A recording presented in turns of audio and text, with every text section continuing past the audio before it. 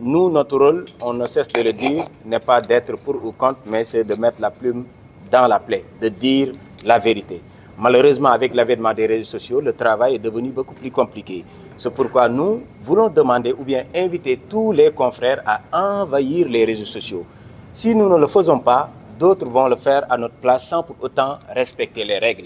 Nous tous à l'école, on nous a appris comment donner une information. Il y a d'abord la phase de collecte, la phase de traitement avant la diffusion. Et quand on parle de traitement, il y a ce qu'on appelle la vérification. Vérifier, vérifier, vérifier avant diffusion. Malheureusement, la plupart du temps, on ne le fait pas. Il y a une course, on dirait, contre la montre, autant pour moi. Il y a également le buzz également qui est en train donc de tuer notre métier. C'est pourquoi la plupart du temps, on ne respecte pas les règles donc apprises donc au niveau donc de nos écoles respectives. Donc nous invitons tout le monde à envahir les réseaux sociaux parce que vous l'avez constaté durant la Covid-19, tout le monde était devenu nos confrères. Tout le monde donnait l'information en même temps que nous. Ce qui nous différencie de ceux qui sont à travers les réseaux sociaux, c'est la vérification. Si on ne le fait pas, on se comporte donc de la même manière qu'eux. Donc c'est à nous de revoir notre comportement, de respecter les règles qui donc fondent ce métier également. Et pour apporter une solution efficace par rapport à cette problématique, nous, au niveau de la Convention, nous avons initié il y a quelques mois, lors des derniers événements qui se sont déroulés ici au Sénégal, le bulletin des reporters. Le bulletin des reporters, ça nous permettait d'envoyer des reporters sur le terrain, d'aller au niveau des familles des victimes ou bien des victimes annoncées, de vérifier réellement s'il y a eu mort d'homme ou pas, avant de donner la bonne information. Et nous allons reconduire également ce bulletin-là durant la campagne électorale. Nous allons utiliser tous les reporters qui seront avec les candidats. Vous tous, certainement, vous serez sur le terrain pour accompagner les candidats à la présidentielle de 2025.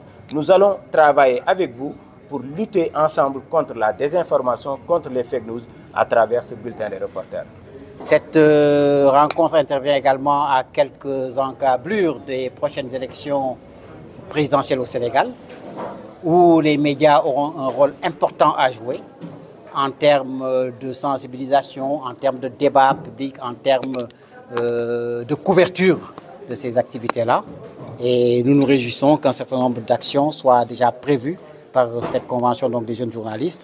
Également, donc, je pense qu'il est absolument essentiel que les médias au niveau du Sénégal soient dans un environnement régulé, mais régulé de manière positive, dans une perspective d'accompagnement, d'encadrement, qui permettent de jouer notre rôle dans le développement économique, social, politique et culturel de ce pays. Les gens ont divers agendas, selon le point de vue où on se place. On peut le faire pour la rumeur, on peut le faire pour le buzz, pour avoir des clics, des claques, etc., des vues. Donc plusieurs motivations, ça peut être des motivations politiques, ça peut être voilà, de la diffamation, ça peut être tout simplement un exercice, j'allais dire, de plaisir, d'amusement, etc. Les motivations sont diverses. D'ailleurs, je pense que de ce point de vue, il serait important que des mémoires de maîtrise ou des thèses de doctorat puissent véritablement faire l'étude et segmenter et voir véritablement les motivations, également un classement géographique, d'où ça vient, etc., etc. Bon, il y a juste quelques marginaux qui sont dans l'insulte, dans l'invective, mais ça, bon, il faut le mettre en perte et profit. Oui, je dis, il faut faire du fact-checking. Il faut avoir des outils, avoir des mécanismes. Je vais même suggérer qu'il y ait un réseau qui puisse faire la vérification des faits qui sont annoncés. Il faut également former les professionnels des médias. Quand on dit professionnels, pas seulement les journalistes, parce que les monteurs également peuvent être induits en erreur et d'autres. Le technicien son qui peut monter son son différemment, etc.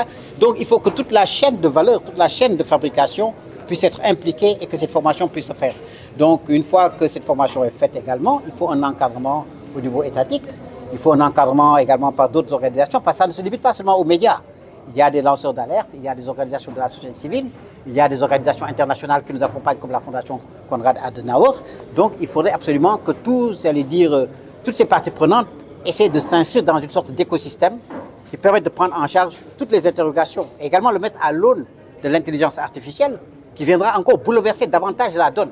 Donc, il faut absolument que ces outils soient des outils, j'allais dire, qu'on se les approprie, que ce soient des outils positifs qui permettent de renforcer la paix, la démocratie, d'informer les gens juste et vrai et voilà, d'avoir une presse qui soit une presse libre, indépendante, progressiste et qui soit utile à l'ensemble de ses destinataires.